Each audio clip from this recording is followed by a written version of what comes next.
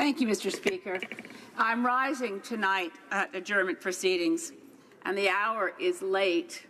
The hour is late both literally and metaphorically, because I'm addressing the topic of climate change, and we are literally running out of time.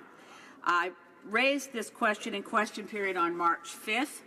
I addressed the fact that it was startling and actually terrifying that the Arctic was going through a thaw at that time through the month of February, that the Arctic defenses, being the polar vortex, appeared to have collapsed, and I referred to it as being like an advancing army, that warm air from the south had occupied our Arctic, driving up temperatures 25 degrees Celsius above what is normal at that time.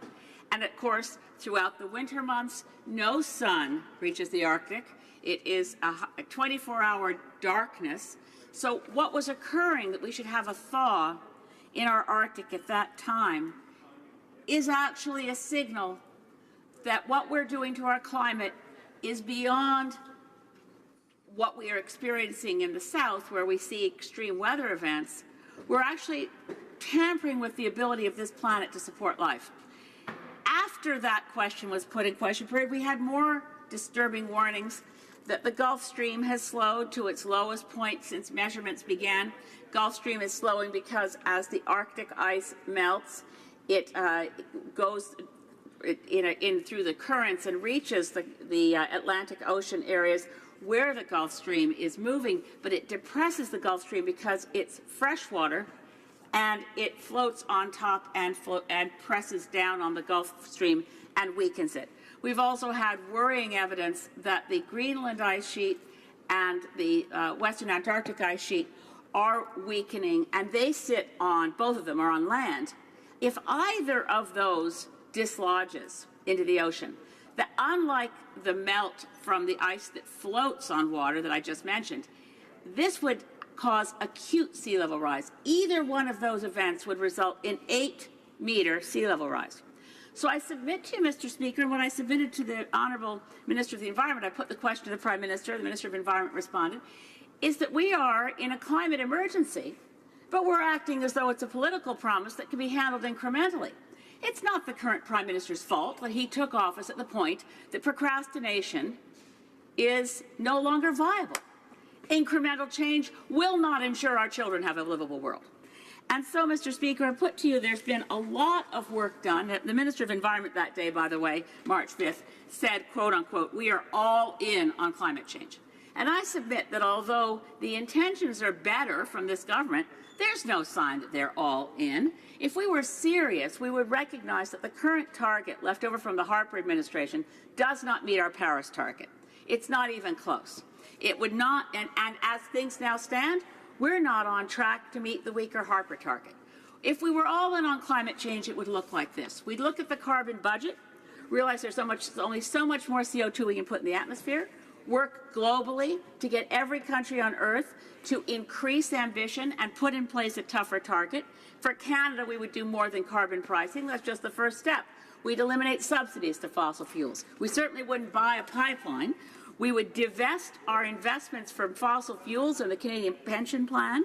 We would eliminate all subsidies. We would use all the levers we have, including the Minister of Environment has the power to regulate our Part 4 of CEPA. We would do absolutely everything at our disposal, including eco-energy retrofits, to ensure that we meet the Paris target of 1.5 degrees Celsius. Honourable Parliamentary Secretary. Thank you, Mr. Speaker, and I'd like to thank the member for her from Saanich Gulf Islands for her strong advocacy when it comes to climate change and taking action. The Government of Canada is taking concrete action to reduce greenhouse gas emissions, support clean growth, and build a climate-resilient infrastructure.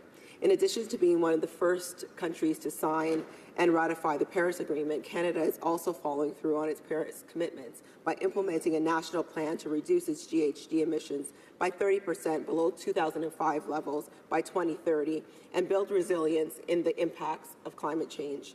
A landmark achievement, the Pan-Canadian Framework on Clean Growth and Climate Change is the first climate change plan in Canada's history to include collective and individual commitments by federal, provincial, territorial governments, and to have been developed through engagement with national representatives of First Nations, Inuit, and Métis nations, the general public, non-governmental organizations, and businesses.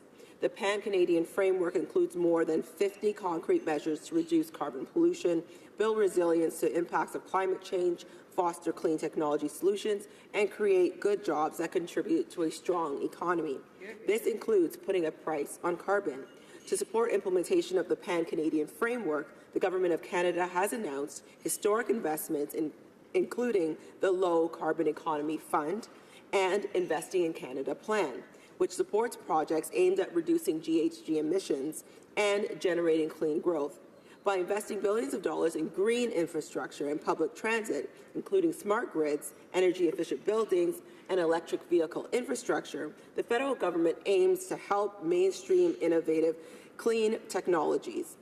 Furthermore, to bolster climate resiliency, the government's $2 billion Disaster Mitigation and Adaptation Fund backs large-scale national, provincial, and municipal infrastructure projects to reduce impacts of natural disasters and extreme weather events and build resilient communities across the country. Government leadership is critical to achieving Canada's goal for environmental and sustainable development. Introduced in 2017, the Greening Government Strategy sets an ambitious target to reduce GHG emissions from federal operations by 80% by 2050 relative to 2005 levels. When the policies and programs within a Pan-Canadian framework are fully implemented, the framework will not only allow Canada to meet its 2030 target in full, but it will also position Canada to set and achieve deeper reductions by 2030. We continue to work with our partners, including provinces, territories, and Indigenous people. We have been listening to Canadians from across the country. We are committed to annually reporting on Canada's greenhouse gas emission projections and issuing annual Pan-Canadian Framework reports to take stock of progress achieved and give direction to sustain and enhance our efforts. We have made taking action on climate change a priority. Tackling climate change and helping our country transition to a low-carbon economy is the smart thing to do and the right thing to do. Taking action on climate change is not just the priority of the Government of Canada, it is an imperative for all of Canada.